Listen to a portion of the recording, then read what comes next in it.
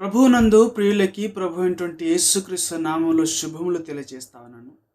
ప్రియులారా, ఈ విషయము మీకు నేను తెలియచేయటానికి, మీతో పంచుకోవటానికి చాలా సంతోషిస్తా ఉన్నాను. దేవుడు మిమ్మల్ని దీవించును గాక. మనము చూస్తా ఉన్నాము, ఏ సంఘానికి వెళ్ళినా లేదంటే మన పాస్టర్స్ కానీ ప్రతి ఒక్కరు ఒకవేళ ఆది కాండం సంబంధించినటువంటి విషయం మాట్లాడాలని చెప్పి వాళ్ళు తలస్తే, ఆది కాండంలో ఏం జరిగింది అనే అంశం గురించి మాట్లాడాల్సి వస్తే ప్రతి ఒక్కరు చెప్పేటువంటి అంశం ఏంటంటే, ఆది కాండంలో ఏం జరిగింది, ఏం జరిగింది, ఏం జరిగింది అనే అంశం గురించే మాట్లాడతారు. కానీ ఈరోజు మనం ఒక చిన్న భాగాన్ని చూద్దాం. ఒక మొదటి భాగాన్ని ఈరోజు మనం చూడబోయే భాగంలో మొదటి భాగమును చూద్దాం. అదేంటిదనంటే, అసలు ఆది కాండంలో ఏం జరగాల్సింది, ఏదైనా తోట లోపల పాపం జరిగి ఉండకపోతే ఏం జరిగేది అనే అంశాన్ని గురించి మనం మాట్లాడతాం. దానికోసము ఆది కాండం 1వ అధ్యాయము 28వ వచనమును చదువుదాం. దేవుడు వారిని ఆశీర్వదించెను, ఎట్లనగా మీరు ఫలించి అభివృద్ధి పొంది విస్తరించి భూమిని నిండించి దానిని లోపర్చుకొనుడి. సముద్రపు చేపలను ఆకాశ పక్షులను భూమి మీద ప్రాకు ప్రతి జీవిని ఏలుడని దేవుడు వారితో చెప్పెను. ఇక్కడ దేవుడు ఆదాముని సృష్టించిన తర్వాత వాళ్ళని ఆశీర్వదిస్తున్నటువంటి మాటలు మనం చదివాం. అలాగనే ఆది కాండము 2వ అధ్యాయము 7వ వచనం నుంచి 9వ వచనం వరకు చదువుదాం. దేవుడైన యెహోవా నేల మట్టితో నరుని నిర్మించి వాని నాసికరంధ్రంలో జీవవాయువును ఊదగా నరుడు జీవాత్మ ఆయను. దేవుడైన యెహోవా తూర్పున ఏదెనులో ఒక తోట వేసి తాను నిర్మించిన నరుని దానిలో ఉంచెను. మరియు దేవుడైన యెహోవా చూపునకు రమ్యమైనదియు ఆహారమునకు మంచిదియునైన ప్రతి వృక్షమును ఆ తోట మధ్యను జీవ వృక్షమును మంచి చెడ్డల తెలివినిచ్చు వృక్షమును నేల నుండి మొలిపించెను.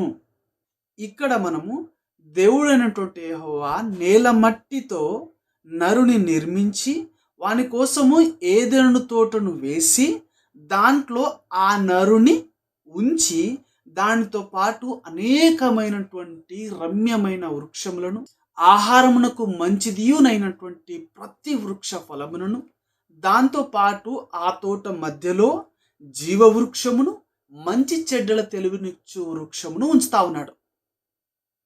దానిలో ఉంచిన తర్వాత దేవుడైన యెహోవా ఆదాముతో ఏం చెప్తా ఉన్నాడో చూద్దాం. అదే ఆది కాండము 2వ అధ్యాయము 16, 17 లేఖనములు. మరియు దేవుడైన యెహోవా ఆ తోటలోనున్న ప్రతి వృక్ష ఫలములను నీవు నిరభ్యంతరముగా తినవచ్చును, అయితే మంచి చెడ్డల తెలివినిచ్చు వృక్ష ఫలములను తినకూడదు. నీవు వాటిని తినదినమున నిశ్చయముగా చచ్చిదవని నరునికి ఆజ్ఞాపించెను. సో ఆ ఏదెను తోటలో నరుని ఉంచి ఆ నరుడు అయినటువంటి ఆదంతో చెప్తా ఉన్నాడు దేవుడు ఏమనంటే,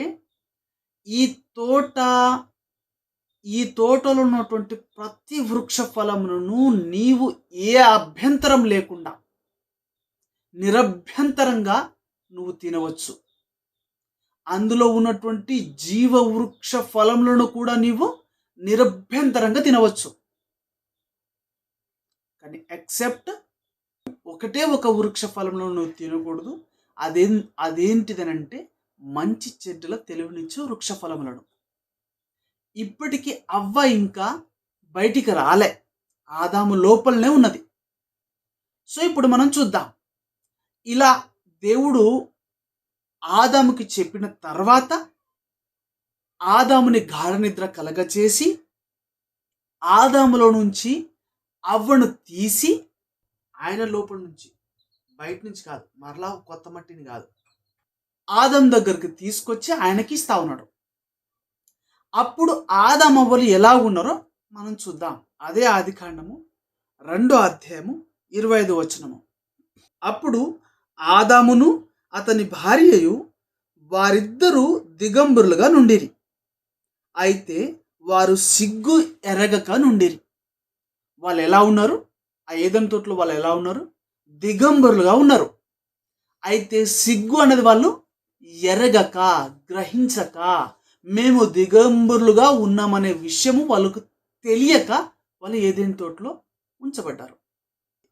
ఇలా ఉన్నటువంటి ఏదెను తోట లోపల దేవుడు ఆదాముకి ఏమని చెప్తా ఉన్నాడనంటే, నీవు ఈ తోటలో ఉన్నటువంటి ప్రతి వృక్ష ఫలములను నిరభ్యంతరంగా తినవచ్చు. ఆ మాట ఆదాముకు చెప్తున్నాడనంటే, ఆదాము లోపల ఉన్నటువంటి హవ్వకు కూడా ఆ మాట చెప్తా ఉన్నాడు. ఆదాము అవ్వకు చెప్తున్నాడనంటే, ఆదాము మరియు అవ్వ లోపల ఉన్నటువంటి వారి పిల్లలకు కూడా ఆయన ఆ మాట చెప్తా ఉన్నాడు. ఎందుకంటే ఆదికాండం 1:28 వచనంలో వారిని దీవించి, వారిని ఆశీర్వదించి ఫలించమని చెప్తా ఉన్నాడు. అప్పటికి వారి పిల్లలు ఆదాము లోపలనే ఉన్నారు. అవ్వ ఎలాగ ఆదాము లోపల ఉండిందో అలాగూ ఆదాము లోపలనే వాళ్ళ పిల్లలు ఉన్నారు. అంటే అవ్వకి ఏ విధంగా అయితే దేవుడు చెప్తా ఉన్నాడో ఆ ఫలంను తినటానికి అర్హురాలున్నట్టుగా ఎలాగైతే చెప్తా ఉన్నాడో అలాగే ఆ పిల్లలకు కూడా ఆ ఫలంను తినటానికి అర్హులుగా దేవుడు చేస్తా ఉన్నాడు. అందుకని ఆదాము లోపల వారు ఉండంగానే దేవుడు ఆదాముతో చెప్తా ఉన్నాడు. అంటే ఆదాముకి ఆ మాట చెప్తా ఉన్నాడు. అంటే ఆదాము భార్య అయినటువంటి అవ్వకి, అవ్వ ద్వారా మరియు ఆదాం ద్వారా కలగబోవు ఆ పిల్లలకు కూడా ఆయన ఆ మాట చెప్తా ఉన్నాడు. ఎందుకు ఈ మాటను నేను ఇంత నొక్కి చెప్తా ఉన్నానంటే, ఈ జీవవృక్ష ఫలము సామాన్యమైనది కాదు ప్రియులారా. అది నిరంతరము జీవించే శక్తినిచ్చేది. ఆ వృక్షము, ఆ జీవవృక్షము నిరంతరము జీవించేటటువంటి తత్వాన్ని ఇచ్చేది. అదే మాట మనము ఆదికాండం 3:22 చదువుతా ఉన్నాం. అప్పుడు దేవుడైన యెహోవా, ఇదిగో మంచి చెడ్డలను ఎరుగునట్లు ఆదాము మనలో ఒకని వంటి వాడాయను. కాబట్టి అతడు ఒకవేళ తన చెయ్యి చాచి జీవవృక్ష ఫలమును కూడా తీసుకొని తిని నిరంతరము జీవించునేమో. ఎంత గొప్ప మాట! ఆ జీవవృక్ష ఫలము ఏం చేస్తా ఉన్నదంటే నిరంతరము జీవించేటువంటి భాగ్యాన్ని అనుగ్రహిస్తూ ఉన్నది. నిరంతరము జీవించటం అంటే నిత్యము జీవించేటువంటి కృప. నిరంతరము జీవించటం అంటే నిత్యము జీవించే భాగ్యాన్ని కలిగి ఉండటం. చూడండి ఎంత స్పష్టంగా లేఖనములు మనతోని మాట్లాడుతూ ఉన్నాం. ఆ ఆది కాండంలో ఏదెను తోటలో ఎంత గొప్ప భాగ్యాన్ని దేవుడు ఉంచుతా ఉన్నాడో మనం ఇక్కడ చూస్తూ ఉన్నాం. అందుకు ప్రభుకి మహిమ కలుగును గాక.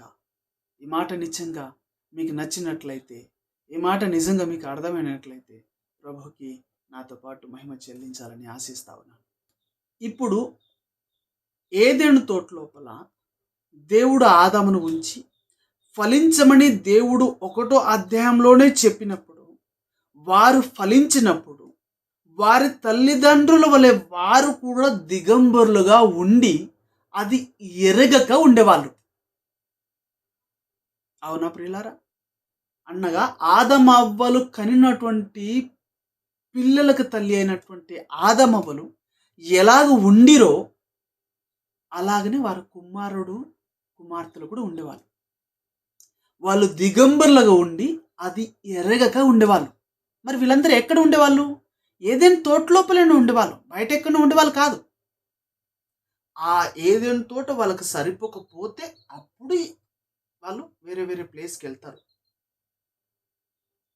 దేవుడు ఆదాముకి అవ్వకి ఏదెను తోటని ఇచ్చినప్పుడు వారి ద్వారా కలగబోయే పిల్లలకు కూడా దేవుడు ఏదెను తోటని ఇచ్చాడు. ఇప్పుడు వారి ద్వారా పిల్లలు కలిగినట్లయితే ఆ పిల్లలు మరో చోట ఎలా ఉండగలరు? అదే ఏదెను తోటలో ఉంటారు కదా. తల్లిదండ్రులతో పాటే పిల్లలు ఉంటారు కదా. వాళ్ళు పాలు తాగాలన్నా, వాళ్ళు పెరగాలన్నా, వాళ్ళ తల్లిదండ్రుల ద్వారా ఏమైనా నేర్చుకోవాలన్నా వాళ్ళ తల్లిదండ్రుల దగ్గరనే ఉండేవాళ్ళు తప్ప వేరే చోట ఉంచబడే వాళ్ళు కాదు. ఎందుకంటే ఆదాము లోపల వారు ఉండంగానే దేవుడు ఆదామును దీవిస్తా ఉన్నాడు. మీరు ఫలించమని దీవిస్తా ఉన్నాడు. ఏదెను తోటలో ఉన్నటువంటి ప్రతి వృక్ష ఫలమును నిరభ్యంతరంగా తినవచ్చునని చెప్పి దేవుడు ఆయనకు హక్కునిస్తా ఉన్నాడు. హక్కు అని మీరు ఎలా అంటారు బ్రదర్? అక్కడ హక్కు అని లేదు కదా అని మీరు అనవచ్చు. అయితే ప్రకటన గ్రంథము 22వ అధ్యాయము 14వ వచనమును మనం చదువుదాం.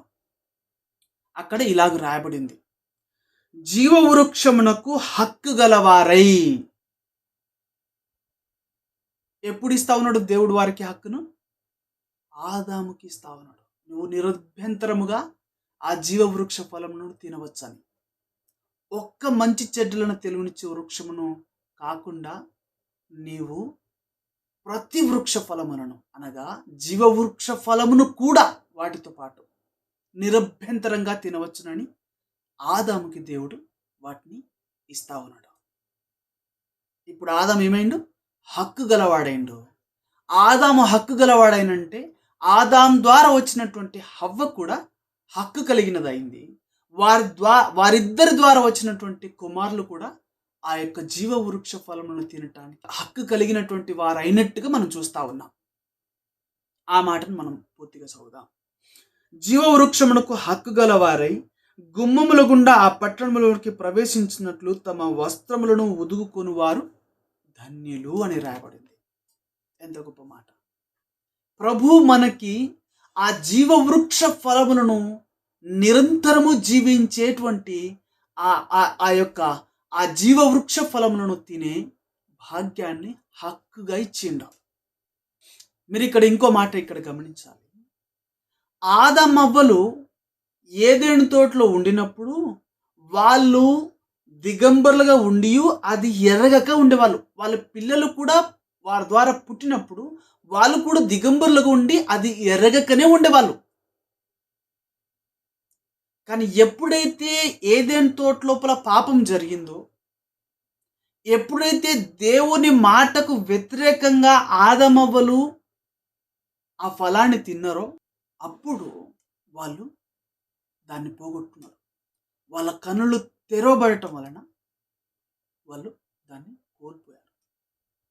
దానినంటే దేనిని కోల్పోయారు?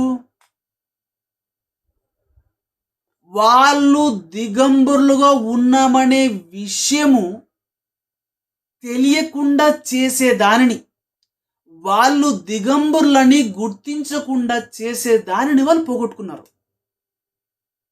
అనగా మనకు అర్థం కావటం కోసం వాళ్ళు ఆ ముసుగుని, అంటే వాళ్ళు దిగంబరులుగా ఉన్నామని గుర్తించకుండా చేసే ముసుగుని వాళ్ళు పోగొట్టుకున్నారు. ఏదెను తోటలో పాపం జరగటం వలన కేవలము వాళ్ళు దిగంబరులుగా ఉన్నామని గుర్తించకుండా చేసే ముసుగును మాత్రమే పోగొట్టుకోలా, దానితో పాటు వాళ్ళు నిరంతరము జీవించే జీవవృక్ష ఫలములను తినే హక్కును కూడా వాళ్ళు పోగొట్టుకున్నారు. అంటే నిరంతరము జీవించేటువంటి భాగ్యాన్ని కూడా వాళ్ళు పోగొట్టుకున్నారు. ఆదమవ్వలు పోగొట్టుకుంటున్నారని అంటే వాడి ద్వారా జన్మించేటువంటి కుమారులు కుమార్తెలు కూడా దాన్ని పోగొట్టుకుంటా ఉన్నారు. అనగా మనమందరము దాన్ని పోగొట్టుకుంటా ఉన్నాం.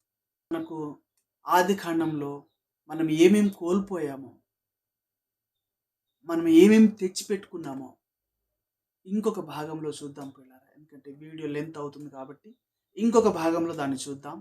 ఇప్పటి వరకు ఈ భాగంలో మీకు అర్థమైన వారికి ఏదైనా సందేహములు ఉన్నట్లయితే మీ యొక్క సందేహాలను కామెంట్స్ రూపంలో మాకు తెలియచేయండి.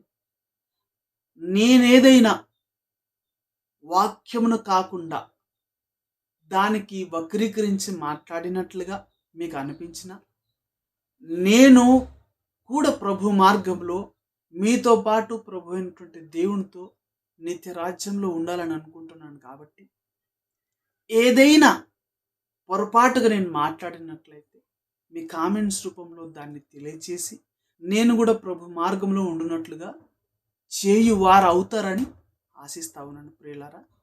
సో కాబట్టి మీ ఏ డౌట్ ఉన్నా, అప్రిషియేషన్ చేయాలనుకున్నా, ప్రశ్నించాలనుకున్నా మీ కామెంట్స్లో ఉంచగలరని మనవి చేస్తూ ఉన్నాను. వాటికి ఎంత తొందరగా వీలవుతే అంత తొందరగా నేను రిప్లై ఇవ్వడానికి ప్రయత్నం చేస్తాను ప్రియులారా. వారం తర్వాత కానీ, నెల తర్వాత కానీ సో వాటికి ఆన్సర్ ఇచ్చే ప్రయత్నం చేస్తానని మనవి చేస్తా ఉన్నాను. నిజంగా ఈ మాట మీకు అర్థమైనట్లయితే ప్రభువుని నాతో పాటు స్తుతించగలరా? ప్రభువుకి మహిమ కలుగును గాక. ఎంత గొప్ప భాగ్యాన్ని ఇచ్చిండు పిల్లారా మనకి దేవుడు. ఏదైనా తోటలోపులనే దేవుడు మొదట సృష్టించినప్పుడే దేవుడు మనం ఎలా ఉండాలని కోరుకున్నాడని అంటే నిత్యము జీవించే వాళ్ళుగా ఉండాలని కోరుకున్నాడు ఆయన. నిత్యము ఆయనతో పాటు జీవించే వాళ్ళుగా ఉండాలని కోరుకున్నాడు ఆయన. ప్రతి సాయంకాల సమయంలో దేవుడు వారితో సహవాసం చేసేవాడా?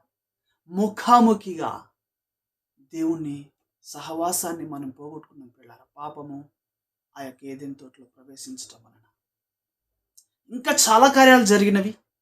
పాపము జరగక ముందు ఏం జరిగిందో మనం చిన్న భాగాన్ని చూసాం.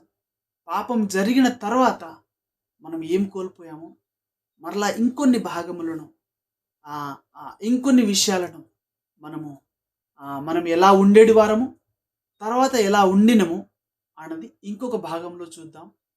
సో కాబట్టి మీరు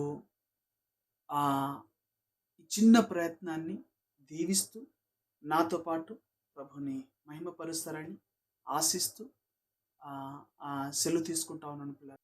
గాడ్ బ్లెస్ యూ ఆల్.